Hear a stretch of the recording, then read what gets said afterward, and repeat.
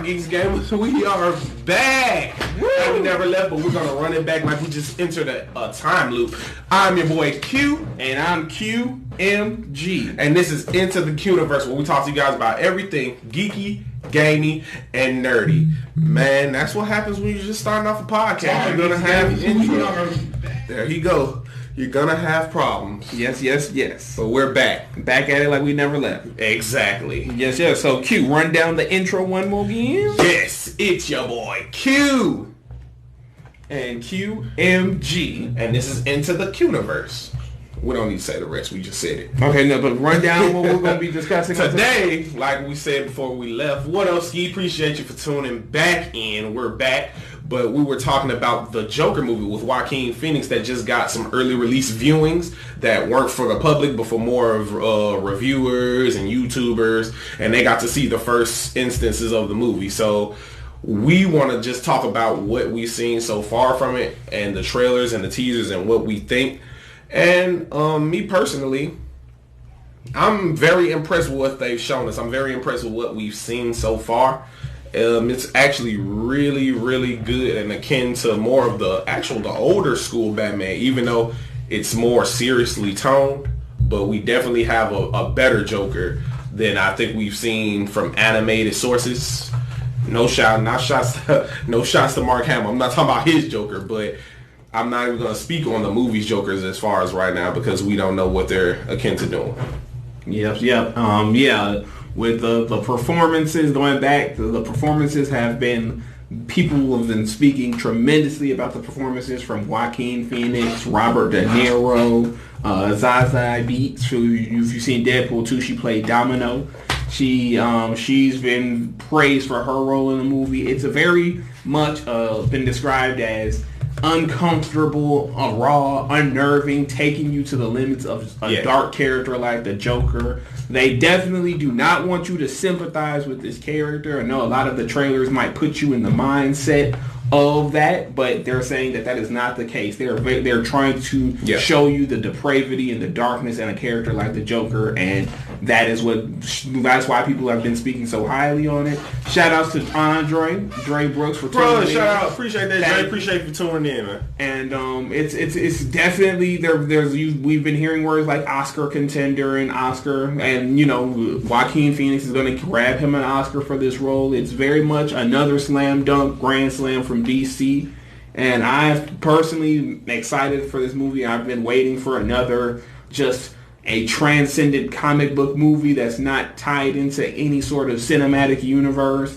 that's taking these rich and strong characters and are going full throttle with a story that might not be comic accurate, I'm not even say that, it might not be comic recognizable. It's more realistic and more in tune with the characters. I'm still wanted to see it, see this movie because it's at the heart of it. The characters are correct. Yeah, definitely. After seeing the trailers and the teaser trailers, Joaquin Phoenix looks like he's going to do a great job. This rendition of the Joker seems very much different from ones we've seen in previous films, as well as all the Jokers, to be honest, have been very vastly different from each other in each film and TV adaptation. So to see this style of Joker set in like a 70s era seems like it's going to be a very fresh take than what we've seen previously, because the 80s Batman, the 80s Joker, Jack Nicholson's Jack Napier, that's probably the closest to what we're gonna get. Almost more of a full of himself, very cocky-esque Joker. But that's the closest thing I think I could put with him. Other than that, that's just based off of the trailers. And that's even if the movie gives us something else entirely, that is what people have been really speaking of. Like one of the quotes that stick out to me from the reviews, from it was the Venice Film Festival, I believe it was. It was that they said that there's going to be superhero movies before the Joker, and there are going to be movies after the Joker. So that is going to tell you the paradigm shift that this movie is fixing to bring. Mm-hmm. Bobby Williams, thank you for coming in. Bobby? Appreciate it. Shout out. Really appreciate it, Q. But yeah, so with that being said, we really don't have too much to grasp on it. I haven't watched any reviews on it. As far as the early viewings, I'm trying to keep as much as I can to not know about the movie because I want to definitely keep it with an open, unbiased mind. I want to go into it fully captivated by what's going on. So really, we just really right now go off of trailers, and the trailers look really good. At first, they had a more of a feel of trying to make you sympathize with the Joker as far as his mother with the whole psycho Norman Bates-esque motif, and then you had him being jumped by some gangs in Gotham or some thugs in Gotham. Then you had him looking down and out on his luck of being a clown trying to spread joy to people. But as it's coming out in more discussions that this is just a facade in the trailers. This is actually not how this Joker is being portrayed at all. So I like that. I like the mystery around him and even like lulling you into a false sense of hope. So yeah, me too. Me too. I'm ready for it. October can't come soon enough.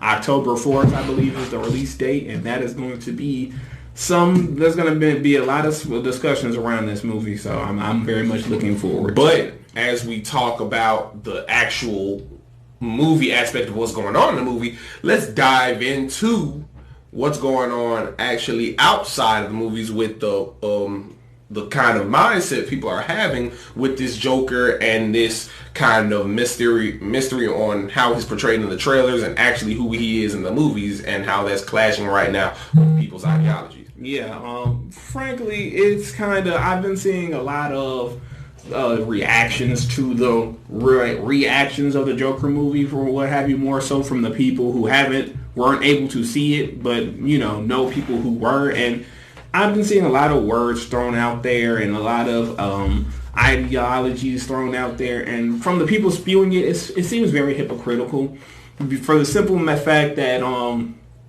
these are the same people who, like us, cover nerd-esque topics, who cover movies and stuff like that, and will be the first people to tell you that if a politician tried to scapegoat a national tragedy with things like video games, television, and movies, they'd be hard, you'll find them to say that's BS, that's not true, there's no links to it. However, when the Joker movie and the way that it's going about it, you can almost see them kind of giving the same spiel about how this could possibly lead to copycats, whether it be terrorists, killers, assaults, and of that nature, and or enticing these, white males who might feel like the world's against them and that they're one of a dying breed and whatnot. And I find that hypocritical for the simple notion that, is it Uchiwali or is it one Mike, as one of my friends would say. It can't be both. You can't be Uchiwali Nas and then be one Mike Nas in the same breath. You have to pick one and stick with it. If you don't think that media such as video games, comic books, movies, television can create these type of degenerate people, then that's what you believe. But you can't just backtrack it and say, oh, the Joker is going to lead to all of these folks being, feeling empowered. All of these recluse, crazy people, that's what's going to empower them and make them feel like they can do that stuff. The Joker's been out for 80 plus years. Yeah. He's done a lot. He's probably done a lot worse in other media than what he's going to possibly do in the Joker movie. So to pick this movie as this is the straw that breaks the camel's back, when you got a movie like Star Wars, who has a character, Kylo Ren, who is, a space, to call it a space Nazi, and who conquers planets, who literally in The Force Awakens watched as an entire solar system got flat-foot destroyed by one of their super weapons, and yet they are enticed with him. They want to see him redeemed. They thirst over him. They find him attractive. They love all of these aspects of him, and he's very much a villain. Yeah. And he's doing these extreme atrocities, and yet the Joker, a movie that no majority of haven't seen yet, and we're just going off of the words of people who have seen it, we're now trying to say that that's the reason. That's probably the movie. That's a step too far when we have seen much worse, and that's very hypocritical to me. Q? Yeah, I definitely agree. I've always been an advocate of video games do not create these monsters, quote unquote. But because off of the instance of me and QMG, we've been playing violent video games our whole life. Mortal Kombat, Call of Duty, countless other Halo, they would say Grand Theft Auto, countless games that were quote unquote violent we've been playing, and I like to think we're upstanding citizens. Yeah, and it's yeah. I mean, it's not just upstanding citizens, just being good people. Except when that one thing with the turkey and the hula hoop. What are you talking about? Oh yeah, what am I talking about? Yeah, but it's I honestly, and I'm gonna try to just put it out there. I honestly think they're just doing this because it's a DC movie. I feel like that they're just trying to pile on to this DC movie because a lot of these websites don't necessarily have a stellar track record with keeping it neutral and being unbiased towards DC films as opposed to Marvel films. And I feel like this is just them trying to stop a DC film from really being pushed to the lengths that it can be pushed. I don't want to go into all the deeper politics of it as far as the movie industry goes, but there is a heavy push for Robert Downey Jr. to be nominated for an Oscar for his role in Endgame, which is not. I liked him. I liked his role in Endgame, and he definitely had some legitimately good acting scenes in Endgame. But he doesn't deserve an Oscar for that movie. Quite simple. And if they do give it to Iron Man, and if they do give him the Oscar nom, it's simply because he's been a one particular character in a very successful franchise for over 10 years. And if we're doing that, then Hugh Jackman definitely needs his Oscar for playing the Wolverine in actually. Did Black Panther win for Best Wardrobe, right? Yeah, won for Best Wardrobe. Okay. But Robert, if we're judging it off of, sorry for cutting you off by the way. No, you're right. If we're trying to do that for Robert Downey Jr., then Hugh Jackman certainly should have had that same accolade, not only for his tenure as Wolverine, but actually starring in his own movie that's a superhero film that's actually a great movie as well. So I'm not trying to say that they're trying to stifle the Joker's success by trying to attach it to something like this so they can make Marvel gain a victory, but it definitely seems like that from most of the people I've seen critique this. Well, not most, but a nice amount of people critiquing this movie that has clout. They're doing that, and that's just my opinion on it. I mean, obviously, we live in a world where it will never be all, but it will be some people that will look at media and try to emulate that in horrible ways in real life. But it is nowhere near enough people to definitively say one genre or one instance of, entertainment creates these monsters. It's always the exceptions. It's never the rule. Yeah. So then it's the Joker. If you like Heath Ledger, which a lot of people do, if you like Mark Hamill's interpretation, which a lot of people do, then that's no different than people potentially being interested in acknowledging the story crafted around this Joker, whether it's fantastical or realistic. The character is still a character. If they're trying to, and my philosophy has always been, if the soul of the character is correct, it doesn't matter what setting it is. It doesn't matter if it's fantastical, where a comic book character is fighting robots in space, blowing stuff up and whatnot, or if it's a more realistic approach where none of those fantastical elements are there, but the soul and the environment of the character are what they are supposed to be. And that is what the Joker is looking like to be, the latter. That the soul and the environment are what's necessary to give the best performance and not just falling back on the quintessential stuff that we've seen in the past. Yep, definitely. Well, to move on from the Joker, since we don't have a lot of details on too much of the actual movie, let's move on. First, I would like to say thank you guys for tuning in and bearing with us through our technical difficulties. Yes. We're back. That is the problem of having a live podcast, but we're working on a lot of things. So thank you guys for tuning in. You guys can always watch us on YouTube at Into the Quniverse, our Into the Quniverse Facebook page, as well as my personal Facebook page and Quniverse G's Facebook page, as well as the official. It launched last week. The official Into the Quniverse podcast Facebook page, which you can follow, and you can go ahead and like. My brain spaced out. He did say that. I just heard him say his stuff because normally he goes geeked up media. I'm like, okay, definitely. And then I just replaced that with geeked up media. My apologies. Definitely, guys. Let's tune in and give us all your feedback. We are definitely supporting, and so very happy and thankful that you guys are supporting us. And we definitely gonna keep bringing you guys better content. But now let's get into our Anime Minute. A new segment where we talk quickly about any animes you guys have been watching. And for the Anime Minute, we got a brand new song bite for the Anime Minute.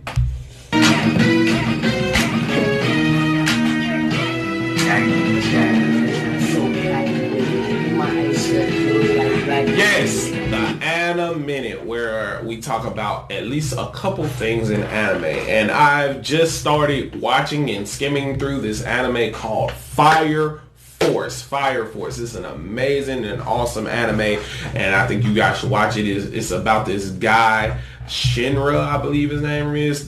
Correct me if I'm butchering it, but Shinra, and he's a character in this world where people have these fire abilities, and it's an amazing show. You guys, I don't want to spoil too much that's surrounding it, but all these guys have different fire abilities. They also have this character named Arthur, who's like King Arthur, and he has a sword called Excalibur that's made of plasma energy. Man, it's a great show. So you guys tune in to Fire Force. Watch Fire Force. It's a great show. Do you have any animes that you want these guys to tune in and watch? Well, I have to get into I have to build myself up because the anime that I would like for you guys to all watch, and I've said this before and I will say it until DJ, what's up? Appreciate you tuning in, man. Appreciate you tuning in. The cows come home.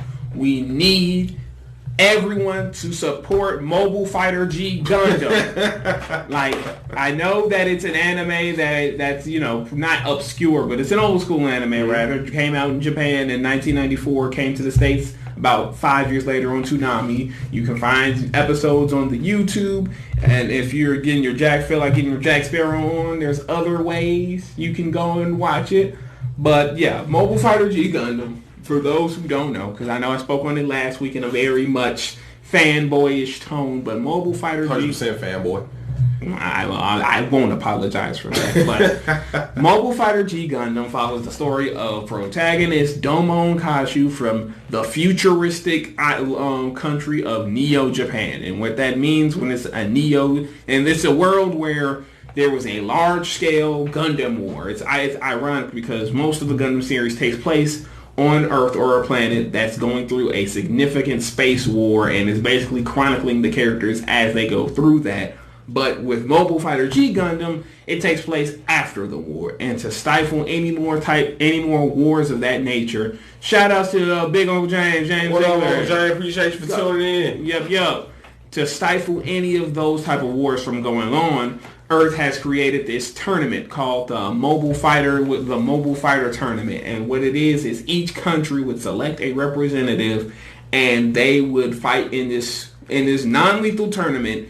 And whatever country wins basically is president of the Earth. So it's like Pacific Rim before Pacific Rim came out. So Pacific Rim stole that. No, because Pacific Rim was about fighting monsters, but they had different suits from different countries. Yeah, that part is similar, but it wasn't like fighting for control of Earth, and it's not even fighting for control of Earth because really, whatever country wins, their country gets flown up into space. The literal landmass gets flown into space, and they just basically, or more or less, rule over the world peacefully. And, the other countries, they fight and they train so one day their country can win and lord over Earth and whatnot.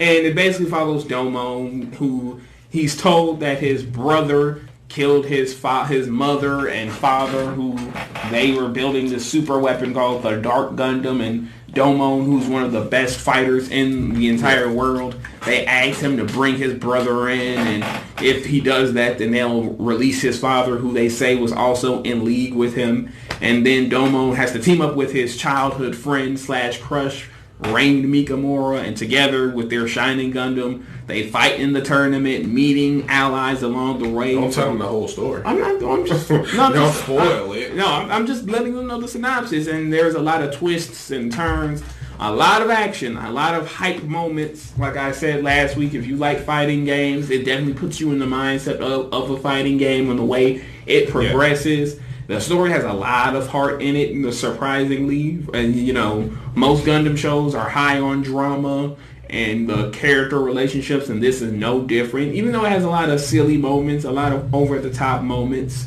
And, you know, it's just an overall enjoyable anime. If you're looking for some of the purest forms of anime, where it's not taking itself too seriously, but it's respecting the content that is given to you enough that it's going to be you know, reasonable and allow you to get involved and, you know, invested in the story, then Mobile Fighter G Gundam is the show for you. Yes, sir. And that would be our Anime Minute. Hit that beat one more time. And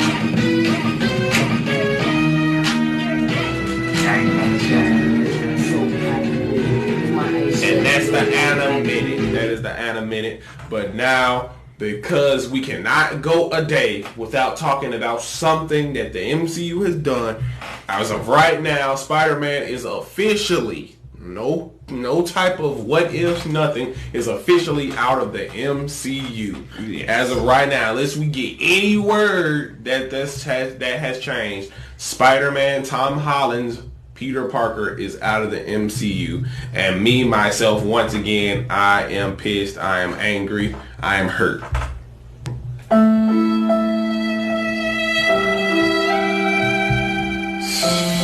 You really had to do the side violin for that? It is like that sometimes. But yeah, it's beneficial that there's been no upcoming talks, no type of reconciliation of any kind between Sony and Disney. Kevin Feige basically gave his farewell speech to Spider-Man late last week, and it is what it is. You know, when you're dealing with big businesses, right or wrong, they're going to try to do what's best for them, even if it inconveniences the fans. Whether you wanted to see it or you put up with it, it still was something that, you know, could have been avoided had Disney, you know, a lot of people are now coming around to the fact that Disney completely messed this up. Yes. And, you know, like I said, Disney had one more Spider-Man movie guaranteed for the MCU. They simply put that out, waited to see the reception, and then gone in to renegotiate a new deal, then it probably would have gone in their favor. But them trying to strong arm and then just pull out, hoping they can get public sympathy behind them, I don't want to say backfired, because we're still about 2 weeks young into this situation, but it didn't go all the way that it planned, because, you know, like we spoke about it the last time, it's still very much, it's probably even less of a 50-50 split now. I would say it's about 60 in favor of Sony and 40 in favor of Disney, simply because, you know, even if you don't think Sony put out the consistent amount of good Spider-Man movies that Marvel did, you still have to respect the fact that as a business, it didn't make any sense for Sony to go along with the deal Disney was putting out. Well, I definitely feel like I know it's cliche to say, but it's definitely about the fans. I always feel like it's definitely about us guys who like to watch it and talk about it and do theories on it. And it just hurts sometimes to see stuff that you always wanted to see and come into fruition being ripped, the rug being ripped right from under you. And it sucks because Disney and Sony could have kept their agreement, but because people want more money, it hurts us. It hurts the people who like to see Tom Holland Spider-Man and MCU working with other characters. It hurts Sony, it hurts them, because now people are going to look at them kind of crazy if their movies don't come up to snuff with the MCU style. If the MCU, I mean Sony Spider-Man, whatever he does, wherever they go from here, if it doesn't live up to the expectations that Sony is supposedly setting, then now they're going to look like, whoa, you should have kept it in the MCU where they were doing what they were supposed to do with this trademark, with this character. So really it looks like the fans are the ones who get the short end of the stick. Not even Disney, because Disney has acquired Fox and acquired a lot of characters that you never thought they were acquired. So you can't really just say they lost out on a lot of money, but the real people who are affected by this are definitely the people like me and the geeks and gamers at home who enjoy watching Spider-Man in all mediums. So with that being said, that sucks. I will disagree with you on the fact that, Disney's not taking a loss, because they absolutely are. Because now they are essentially until the X-Men and Fantastic Four, and that is if they have any real good plans for those two franchises. They're basically back at gamble mode until between Black Panther. Once Black Panther 2 is out of the way, they're officially back in gamble mode, because now what these are before this news broke. People were probably going to just haphazardly see these movies until they got to Spider-Man. Yes. Now there's really no inclination to see these movies because how long do we have to wait until the X-Men? Do I want to sit through, I personally want to sit through Shang-Chi, but how many more? Besides the Asian American community and the Asian community who definitely will go out and support Shang-Chi, how many other people outside of those, that demographic are going to go do that casual-wise? How many people are going to go see Eternals? Like, I keep forgetting that's the next movie up. I keep going autopiloting the Shang-Chi. I forgot completely about the Eternals. Exactly. How are you going to... And it has Angelina Jolie in a titular role. How many people are going to go out and see that? How many people are going to go and see Doctor Strange? That all depends on the Disney Plus series. And then again... how many people are going to just inherently give these Disney Plus series a chance? A lot of the stuff, and I know a lot of MCU diehards won't admit this outright, but a lot of the Marvel Cinematic Universe's hype was based around when are we going to see Spider-Man? When are we going to see the X-Men? When are we going to see the Fantastic Four? And it was different when it never happened and now it could happen, but now it has happened and we don't know if it'll ever happen again. And like I said, you still have the X-Men, you still have the Fantastic Four, but we don't know how well they're going to do it. We don't know if they'll drag their feet trying to do something asinine like introducing X-Men one at a time, then building to an X-Men movie, which is stupid because that's literally the opposite of how you do an X-Men movie. We don't know if they'll try to shoehorn X-Men concepts into other movies and other MCU movies, and if that'll work. We don't even know if these MCU movies are going to be good. Like, we have Thor Love and Thunder, woo! But Thor is supposed to be in Guardians 3, woo! Which we probably won't see until about 2023 because James Gunn is still doing the Suicide Squad, and that's a whole other can of worms. It's hard. It's going to be hard for Disney. It's going to be hard for Disney because... hard and taking a loss is still two different things. I don't feel like Disney is sleeping any less worse or any any worse because Spider-Man. Oh, they are because now they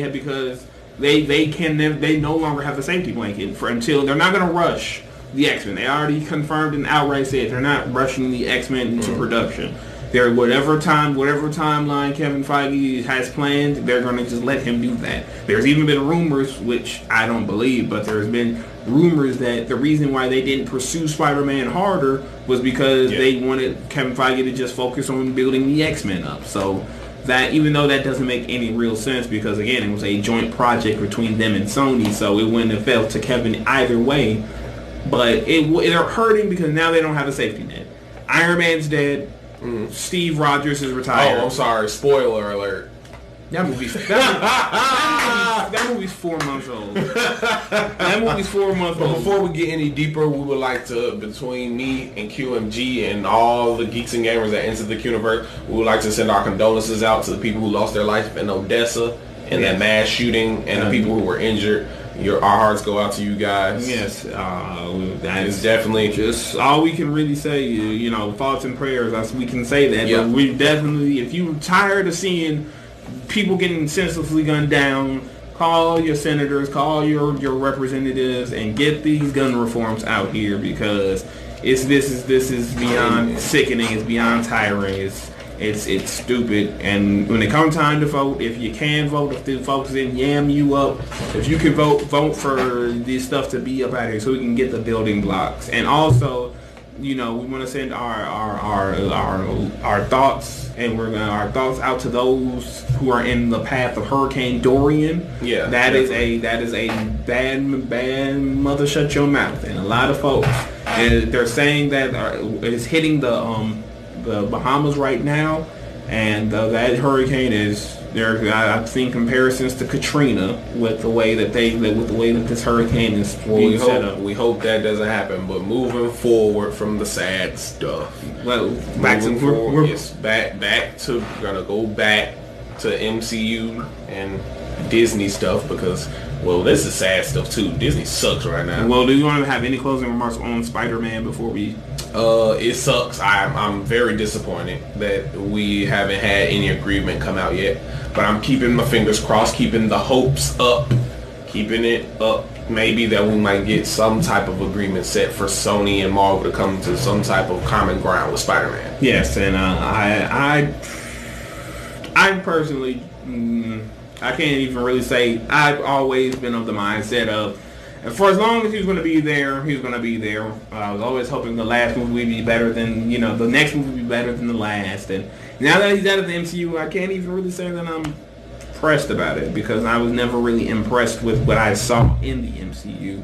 And the only way Sony can, in my eyes at least, can only make this character better, back to the stature that he once was individually, and maybe Marvel will look at that and try to add to it if they do get the rights back. I'm sorry for those who did or were attached to this iteration of Peter in the MCU, but it is what it is. And when you when you're dealing with greedy Disney and with their insatiable need to be in control 100% of the time, they're gonna be casualties in this. So.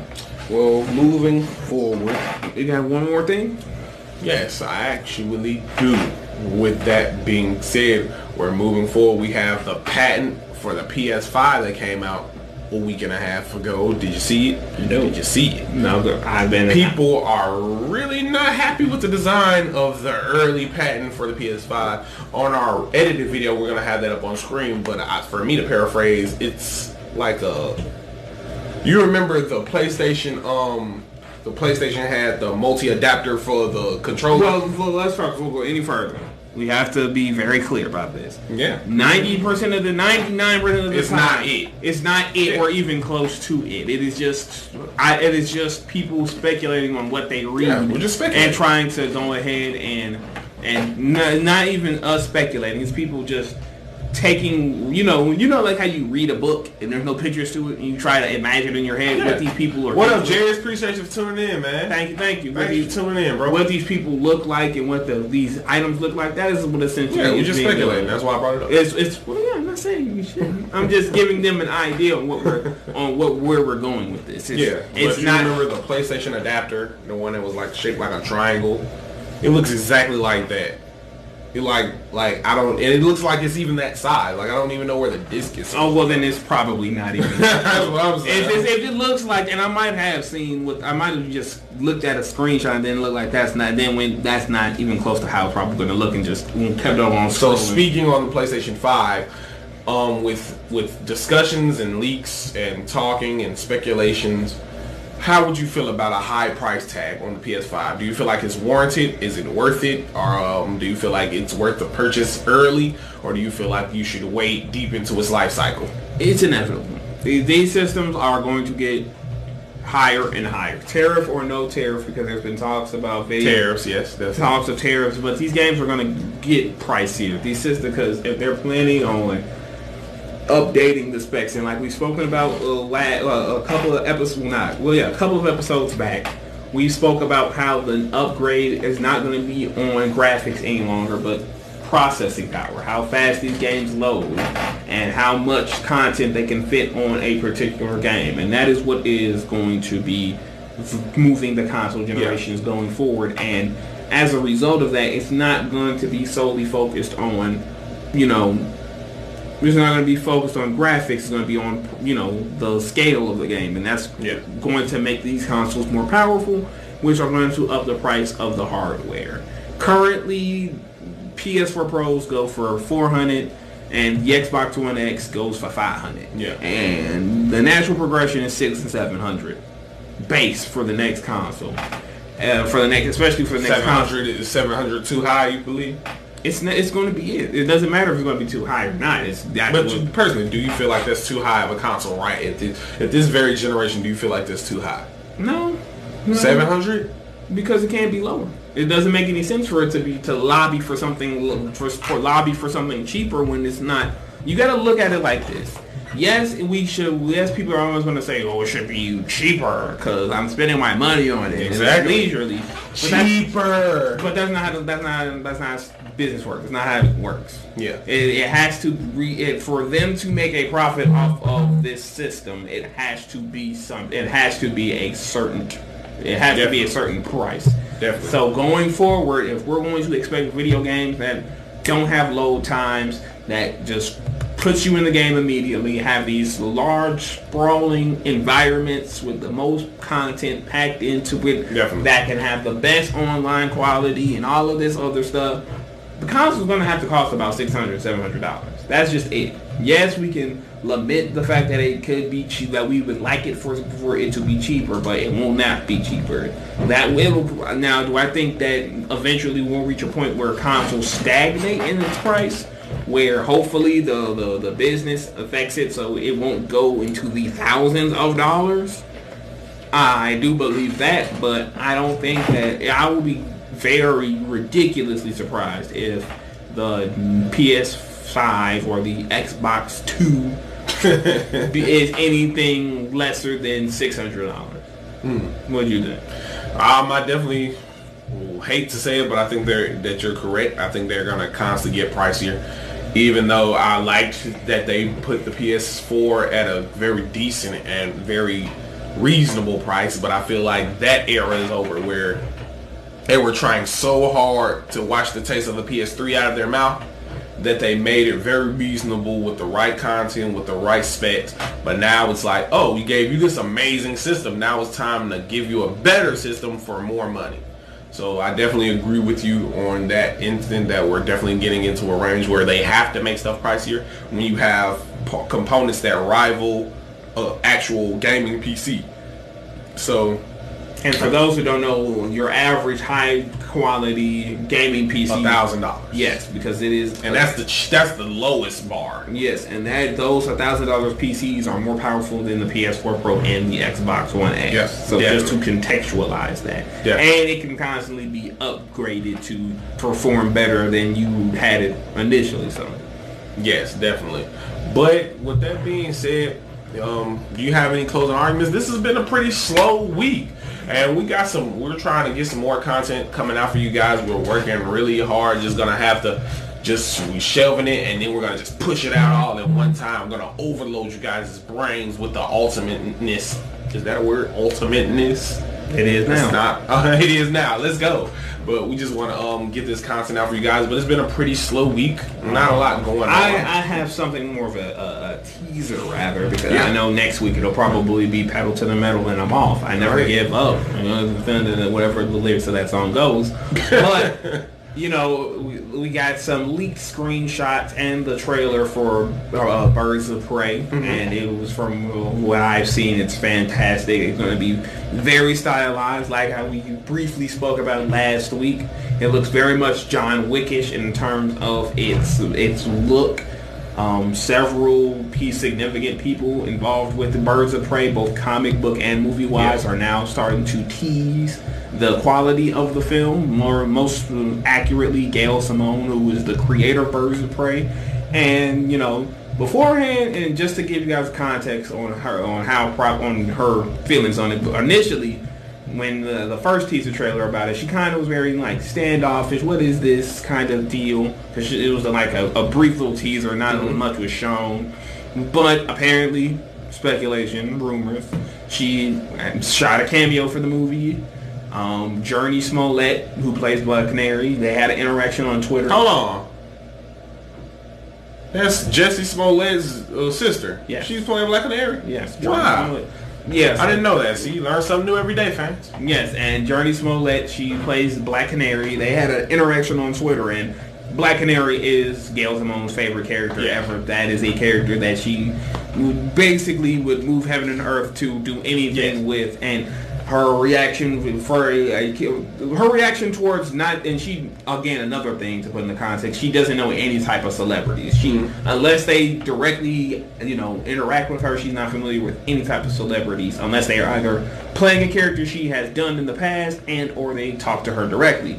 And the way she spoke about her was she's seen some great ish from that movie, and that is so, and a lot of other things that have been coming out over the last couple of weeks, and that culminated in these leaked screenshots. And I did see the leaked teaser trailer for it, and it looked awesome. It looked very good. Oh, okay. And had one of my favorite songs, "Off With Your Heads," from the Yeah. Off with your head. Yeah, that definitely looks like it's going to be a very cool, stylized, hard R comic book movie. So hopefully we have some more info about it next week, because if we do, that will be one of the main talking points of the Into the Quniverse podcast. But since we don't have anything really else to talk about, that's been it. That's been the show. Yeah, so with that being said, thank you guys for tuning in. Can we get a round of applause for the geeks and gamers in the universe? Ooh, my finger throwing button. This has been a round of applause for you guys. And this has been the best episode we've done. The greatest episode of all time. Yep. The greatest episode of all time. But thank you guys for tuning in. This is your boy Q and QMG. And this was Into the Quniverse, where we talk to you guys about everything geeky, gaming, and nerdy. And like I always say, you guys can find us on YouTube at Into the Quniverse. You can find us on Star G on Facebook, Quentin Ziegler on Facebook, our Into the Quniverse webpage, and also our Geeked Up Media webpage. And like I said, thank you guys for the love and support. Share this video, like this video, comment, and keep on tuning in, guys. We're going to constantly keep bringing you guys amazing and awesome content. And this was Into the Quniverse, signing out. Woo! TV magic.